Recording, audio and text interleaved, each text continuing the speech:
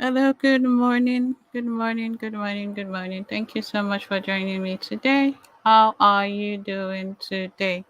So, we're doing an early morning start because I have quite a lot of things I wanted to talk to you about. But today's session is going to last 30 minutes. So, it's a 30-minute session and we're looking at a couple of things. But before we do that, I just want to go live on Instagram also because we've started doing that now, where we go live on two platforms.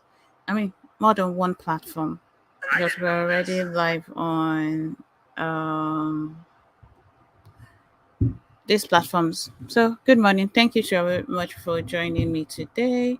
How are you doing? So, today we're looking at task management, and for me, it's a very important topic. Many people talk about time management, but they don't talk about task management. And I'll just do a recap for those that are joining us for the first time. So, first things first, we are looking at task management and we're looking at I just want to quit.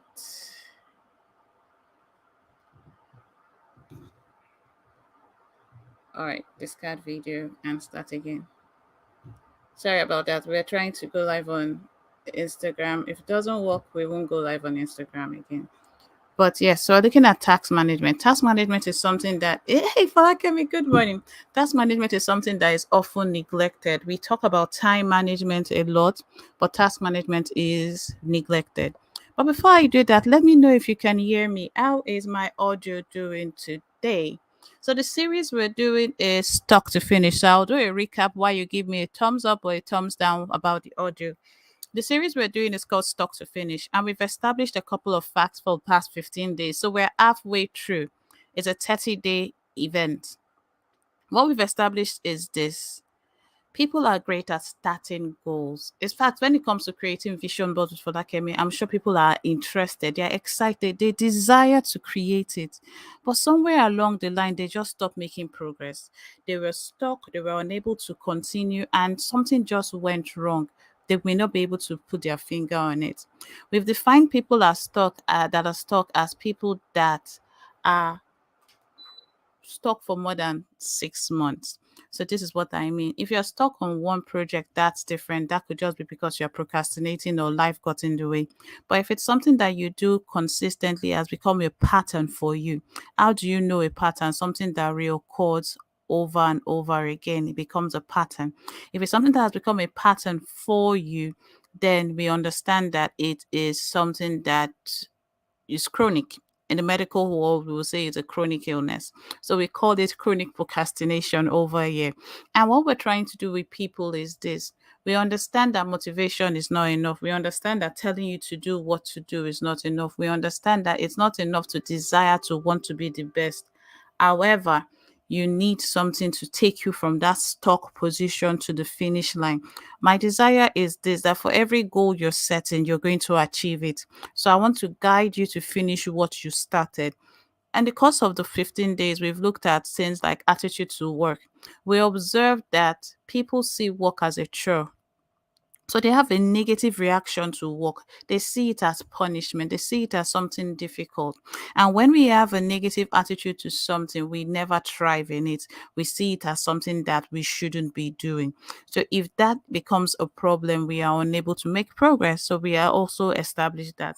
In addition, we looked at the fact that work ethics matter. The way you show up in little things is the way you would show up in big things. And most people get overwhelmed when it comes to work. That's why they procrastinate. Some others deal with perfectionism. Others may be dealing with imposter syndrome or a couple of other things. However, they are stuck and unable to move forward. What is preventing them from moving forward? So that's what we've been looking at. So what we've done is we've talked about creating a system that helps you go from start to finish. Yesterday we talked about goals and we established something. Setting goals is not enough. You need to have a criteria for measuring goals. And we talked about 5 criteria yesterday, but I'll mention just 3. The first criteria was that if the completion of goal. The second criteria is the quality of the things that have been done to accomplish that goal. And the third criteria was comparing your current position to your last position when you did that goal or you try to accomplish that goal last. I think that's a great recap. So let's get started.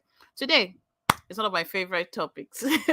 It's on task management. It is on task management because I realize that people are talk about time management. We talk about respecting time, but they don't understand that every task doesn't carry the same weight.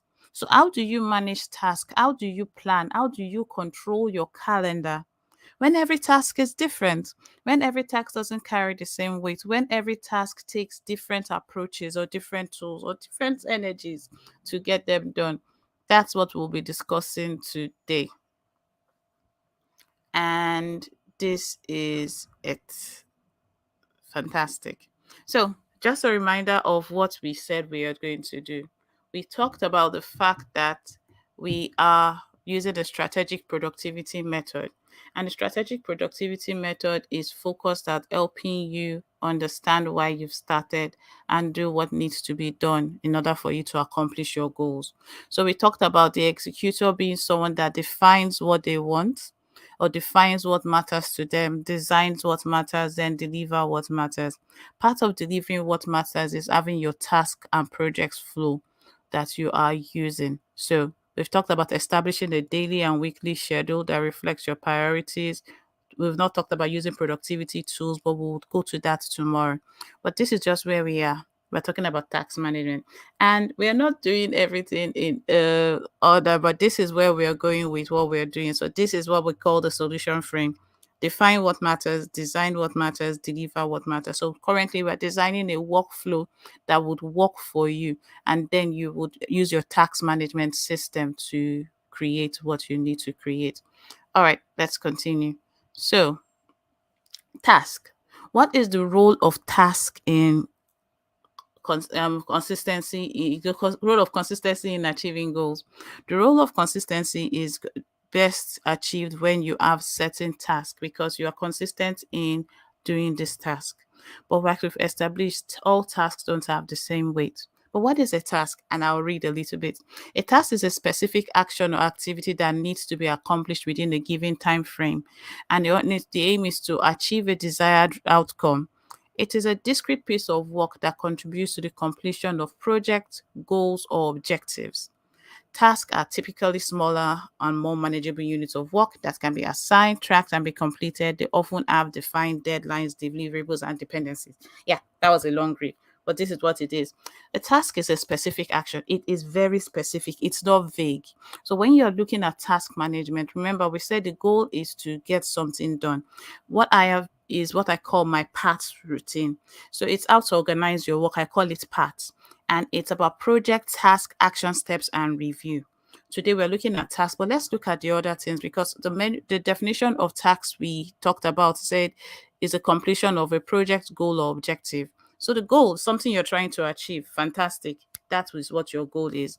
Your objective is a clear statement of what you want to do. While key results are being managed, it helps you get there. So this is your objective. My objective is to get a PhD. My goal is to get a PhD, but my objective may be to get it in the academic realm for a certain reason. So sometimes it could be tangible, like publishing articles when I get my PhD, or it could be intangible, like something about changing people's mindsets, improving people. That's the objective of what I want to achieve. Now, what are projects? When you set goals, I believe in bringing projects out of these goals. For example, I want to have a podcast. That's a great example. That podcast has different projects involved, and those projects have different tasks, and each task has an action step, which will be reviewed. Just that's how you will see the PART. It doesn't flow, but trust me, it works. Now, a project is a bigger and includes multiple tasks. Project has specific start and end dates. You have to create lists from your project. I mentioned a podcast. My podcast could be to the first project on the goal for having a podcast and launching it could be to create the website or create the time frame or do the branding aspect. Let's talk about branding since that's where I thrive to complete the branding aspect of the brand. of the podcast. The podcast is part of the brand, and now you have a project, a specific project for that goal to launch a podcast.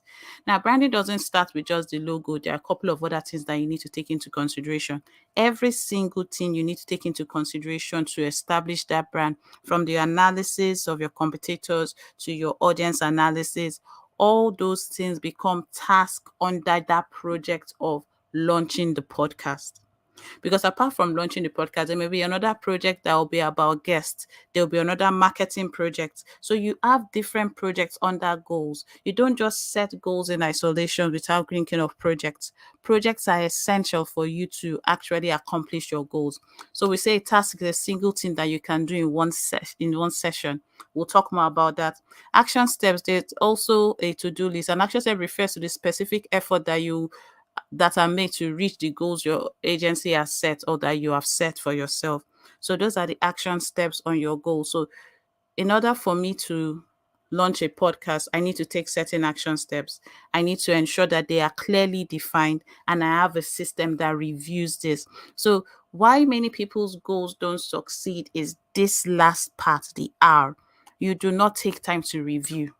You just have a goal and you just keep running. You don't break it into tangible tasks. You don't create time to review. I think we're going to have a separate session that just focuses on how you can review your day, your week, your month. We do that on Sundays. So maybe Sunday we will do that as part of the week ahead. But now, the Pareto principle is something that we know that 80% of results come from 20% of courses. This distribution occurs in all sorts of aspects of life and business. You can also apply it to your to-do list. You get results from 80% of the results get are from 20% of the things you do. And everybody knows this. So when you are looking at a task, you're like, okay, what will this get me the results I want? Some tasks are very difficult to do. Some of them are easier. So apart from the Pareto principle, I look at task management in this way. I define tasks, I put it in maxi task, midi task, and mini task. So I call this the 1, 2, 3 guide to task management. Now, the 1, 2, 3 rule is simple. I said 1, 3, 5 is 1, 2, 3. Works like this. On any day, you can choose one maxi task, two mini tasks, and three midi tasks. But I'm sure you're wondering, what's a maxi task, what's a mini task, and what's a mini task? When you're working on any project, you should have what I call a master list. First of all, before we go to the maxi task, a master list is a list of every single thing, every single task, every single activity that you need to do. So my master list could be me doing my brain dump or what you may call your to-do list. Now, having a to-do list is not enough because you can have a to-do list, but you've not measured the activities, the weight, and the priority of each task. So your master list, just see it as your central location for every single thing you want to do. And for everyone, it's different. I've just started using my reminder app on my phone and I'm finding it fantastic. But naturally, I love thinking on paper. I'm a paper girl, so I do a lot of my thinking on paper.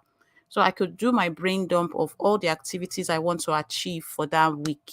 So this week, I put out my master list. If you go to my Instagram profile, you will see it. I just put out a couple of things that were on my master list. I add 3 podcast interviews. I add 7 live sessions. I add 1 podcast recording. I would say interviews are when I'm interviewing people. Recording is when I'm recording for my own podcast. I add a couple of things. Now, in order to achieve all these things on my master list, they were going to have to be broken up into smaller tasks. So I know exactly what needs to be done. And that's when we have your maxi task. Now, a maxi task is maximum attention. Just see it as that. What is that thing you need to do that is on your must do list for the day that is a priority and requires deep work? And now, deep work is not just work that you can be distracted, work that you need to do to put your full attention, your energy into that activity. So you pick only one of such things from your master list. You can't pick 10. Anything that requires deep work, that requires good concentration, cannot be done in a haste. It requires time. So you're going to do this. You're going to pick only one of such tasks every day. One, not two. Why? The reason you're picking one is because you want to be able to do the work and do it well.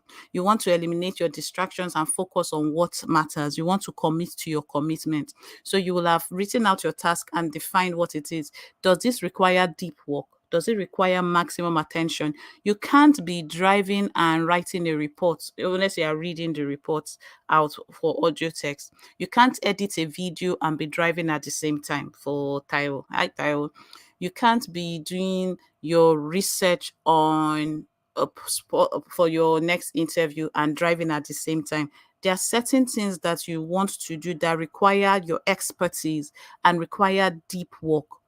That is a maxi task, especially for freelancers. This especially works for freelancers because as freelancers, we are overwhelmed with work. There's so much that we want to do, but we can't do everything. So I have what I call my must do list. So if you go to my Instagram profile, you'll see that I wrote that these are the things that I must do this week. If I'm interviewing somebody, that's not when I'm writing an article. I have to give it my full attention. So that will require 3 to 4 hours. I have to prep for that interview. I have to get ready to appear in front of the camera. I have to do the interview and then I have to review the interview to see what I did right and what I did wrong. So that will take me 3 to 4 hours. I can't schedule 2 interviews in a day because of that, or 3 interviews in a day. It has to be one. Media tax, it requires some attention, but not that much attention. So it's something that when you're doing a maxi task, you're not multitasking. You're focusing on only that task at that time. Media tax requires some attention. Even if you're distracted, it just requires some attention. So it takes time, but like 2 hours to do. So you we define this task based on time. We're defining this task based on attention first, then time, how long it takes you to do this task. Now, this is on your to-do list. These are things that you should do daily. You must not, so you're picking two of such things. What I do is I put one in the AM part of my calendar and one in the PM part of my calendar so that I ensure that I have achieved this immediate task. Now, immediate task for me may be writing my script. It may be writing a blog post, a newspaper article. That could be a midi task for me. For somebody else, it may be a maxi task because they need more attention. But sometimes with expertise, there are certain things that you can do with ease. So if I see something that requires less time, 1 to 2 hours, I will just take that activity as my midi task. Now, your mini tasks, they are no brainers. They are things that you can multitask on. They require little effort. They require frequency because they can easily be forgotten. They should be on your should do list. So, we've got 3 different types of lists. We said always work from a list. So, we have a must do list, a to do list, and a should do list. So, those are the things that you should do. For example, liking other people's posts, responding to comments, but not creating a graphic design for your listing. That's not going to take you 10 to 30 minutes. It may take you longer. So these are no brainers. It could be putting out a tweet that you've already written. So you just want to schedule your post. These things are things that you can do with the snap of your finger. It doesn't require so much effort. It requires frequency. So, for example, journaling could be your mini task. You put it in your things. So you're saying 1, 2, 3, one major task or one maxi task, 2 mini tasks and 3 midi tasks. I mean, 2 midi tasks and 3 mini tasks. For example, for me, a mini task is checking on my team. If they're in co-working, I just go in and come out sometimes. So I put that on my calendar. Okay, I have to do this. It may be making a call. It may be responding to an email. Sometimes it might take me longer. If I see it's an email that will take me a longer time to accomplish or to respond to, I move it to my midi task, and that will now be a midi task. So what are your own maxi, mini, and midi tasks? Okay, we've got a question. So, what are your own maxi, midi, and mini tasks? And if you know them, state them. If not, I will give examples. So what's the difference between? Okay, maybe we should take questions at the end. If you have any questions, please don't hesitate to ask. For those on Facebook, LinkedIn, and YouTube, I can easily just pin your questions. But those on Instagram, I'll probably read out your questions and then get back to you. Um, so let's get back to this. So why are you writing these things? Why are you not leaving them in your brain? Because you need to have an inbox for your brain. You need to have what I call a second brain. You need to have a place where you take all these ideas from and put them in your personal system of knowledge management. That's what is referred to as a second brain, which is something that requires time to discuss, but I will just mention it here. You need a place to put your ideas so that you don't have to start afresh every single time, so you can retrieve it. And I would say your second brain should be electronic. You can start with it being written, but it should be electronic. And I was talking to someone yesterday that said, oh, he has created a second brain. I was like, fantastic. It's something that you create as a necessity out of a need, but have a place where your ideas are going. But these ideas have to be retrieved. So many times we start afresh because we don't work on project because we are always starting afresh. You see an article that can help you. Sorry, I just realized you guys were not saying properly. You see an article that can help you. You see something that will be of tremendous help to you, but you cannot remember where you saw that article. So sometimes research and everything we do requires a space for us to get done, things done. So this is my own process. These are just four of my 6 Ds. So when I'm doing something, I look at the task on my list. I decide if I want to do it. So I define what it is first of all. Then I will decide, okay, I can either delegate or outsource certain things. So I would use my program. So I have an event coming up on the 1st of July, the reset. The link is in my bio, and I put up a post about it today. And in order to do that, I had to think about something like this. So I defined what it was. It was going to be a mid-year, middle of the year reset for people that are falling back on their goals and want to get back on track. So it's a 1 day event. So you just get it done and dusted and you resume the remaining half of the year. Well, okay. Can I do everything that is on that list? Because I had a long list. No, I could not. So what did I do? I outsourced the creation of the videos. I delegated the management of my page to the team and the breakdown of all the events to the team. Now, there was a course that came up that I wanted to take badly, but I had to ditch it because at this point in time, it did not work for me. Then I needed to control my calendar. So that's why I started looking for an alternative means, because I've not found a planner that I really like that. The paper texture and everything, since I'm still creating my planner. So I said, okay, I was going to try electronics because everybody has been saying go digital. So I went digital. So when I'm doing, for example, the newsletter or creating content, I have different things I do or doing anything. I research, I review, I reflect, I rest, and then I resume. Why do I put rest consistently in everything that I do? I put rest as a task because if I don't put it, if I don't schedule it, it won't get done. So all these things, this research, review, reflect, rest, and resume, are part of my task on my list. I could put them as mini tasks, I could put them as midi tasks. Research is definitely one research a day. I can't do 10 researches. So for 3 to 4 hours, I will focus on doing just that thing. And tomorrow, when we talk about the different types of tax management tools and processes, you would understand a little bit more. But it's about understanding that not every task has the same weight. For example, you can say, oh, I want to write 5 blog posts in a day. This is the breakdown of what one blog post will do, what you're supposed to do for one blog post. So you're somebody that wants to write blog posts or create content. If you're creating content, we can do the same process for you.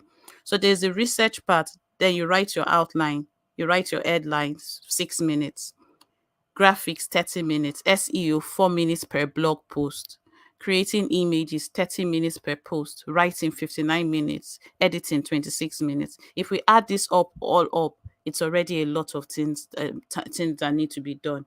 And you're saying, oh, I just want to write a blog post. If you don't know every activity, every task involved in the project, you would not get it done.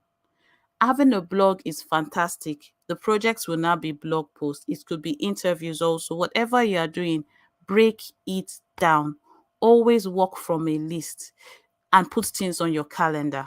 So, for example, I could say I will do research first and then I take a break and then come back. Because when you're trying to do everything without scheduling rest, you don't get anything done. I wish I had my little alarm clock here that I use. I use a manual timer now because of Pomodoro. I'll show you guys tomorrow when I'm talking. Oh, it's here. Sorry, those on Instagram, you see it. So I use this when I'm walking so that I can hear the alarm physically, and there's a timer, and I go and switch it off. I stand up. So it makes me stand up and take breaks every few minutes. If not, I won't do this. Why am I saying my own strategy? Because I want you to define yours. I want you to understand that for you, maybe you decide your topic, you do your outline, you do your research, write a rough sketch, pictures and graphics, edit, publish. You can do this in 2 hours. You are faster than someone else. What is your speed when it comes to getting things done? What is your speed when it comes to doing certain tasks? Are you aware of what you can do or what you can do? What is it that you claim to know about what you want to do that you don't know?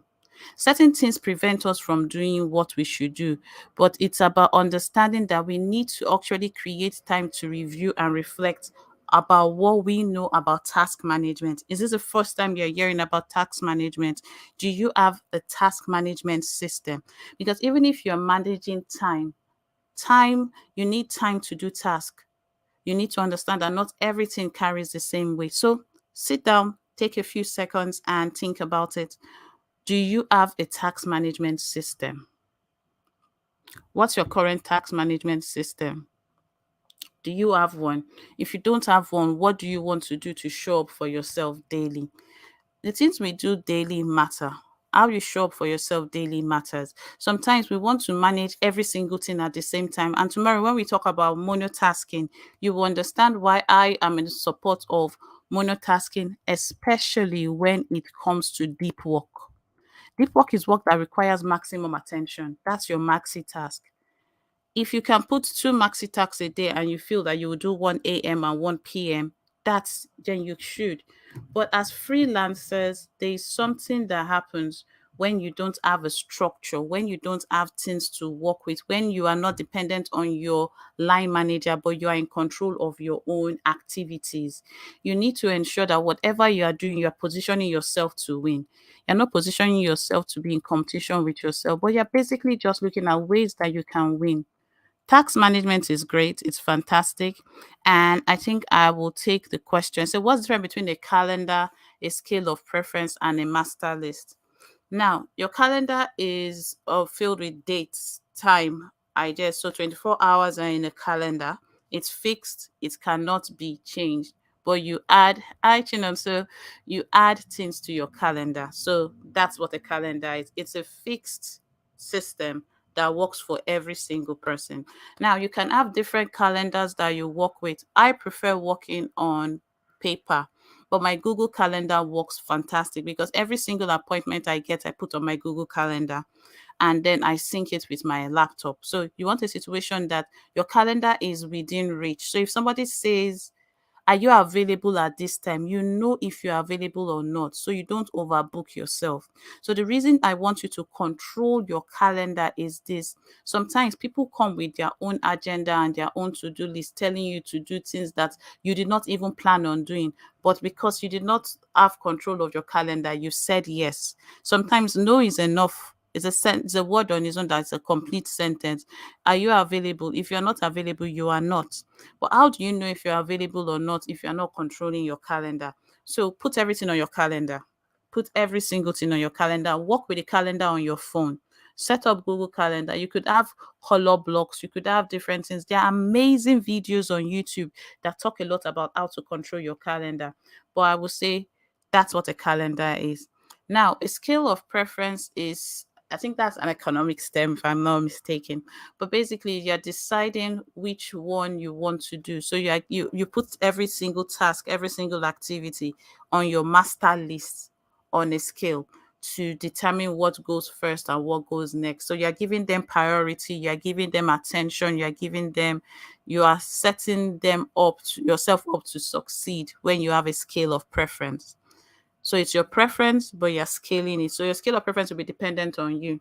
Now, your master list, is your major to do list, is a central point for every single thing that you want to do.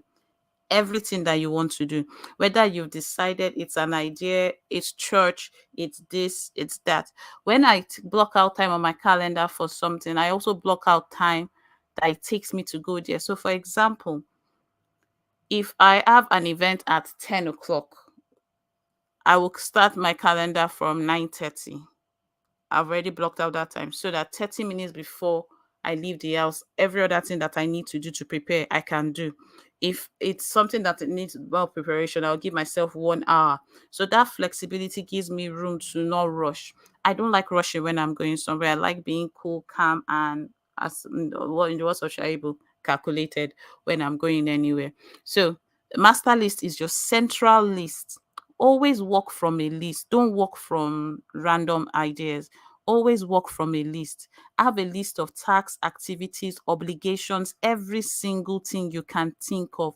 This is like your central point for everything. You can categorize it if you want to say, oh, emails. Even if you're writing email, what are you emailing? What is the reason for sending that email? You can go into more details about that.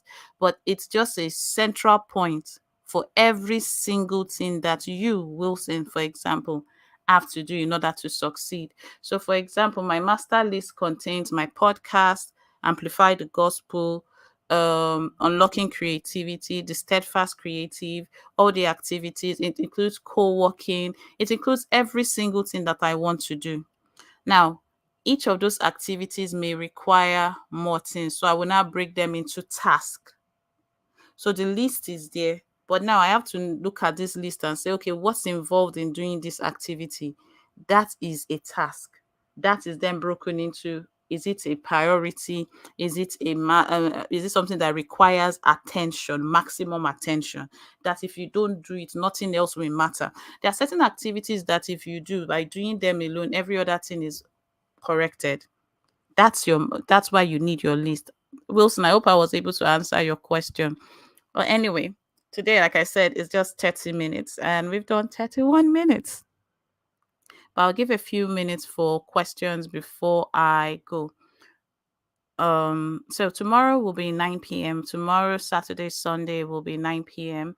I think most people prefer the PM slots for co-working. I mean, for I like saying co-working, PM slots for weekends. So that makes it possible for us to actually get things done.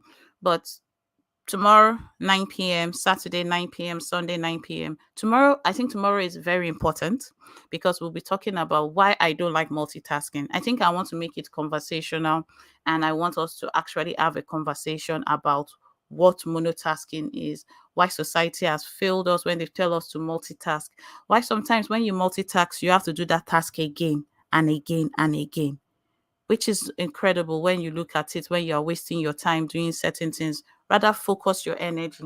So we'll talk about multitasking and monotasking, and tomorrow we'll also talk about the Pomodoro effect, what we use for co-working.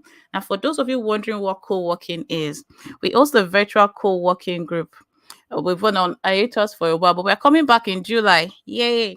So it's an opportunity for people to actually get work done. I always say later is not a time. Most of the time, when you tell someone to get things done or when you actually want to work, because you've not created that time to create, you don't end up creating. So, what we've done is we've fixed schedules for us to actually come and get things done. And the aim is to work on Telegram the next 3 months. And if the need arises, we transfer to another platform. But for now, we host two co working sessions from starting July, AM and PM, and we're going to be using the 1, 2, 3 method. Sometimes start with your the mini tasks that will just take your brain away from things. Pack, pack, pack. Midi tasks. I just thought about it. Is pack, pack, pack. Anyway, thank you, Longpei. Thank you, Wilson. Thank you, Folakemi. Every other person that joined on Instagram, thank you so much. Sorry, I forgot the screen wasn't showing properly. Please, next time, someone should let me know, and then I will ensure that everybody can get the same experience. All right, cheers. Bye.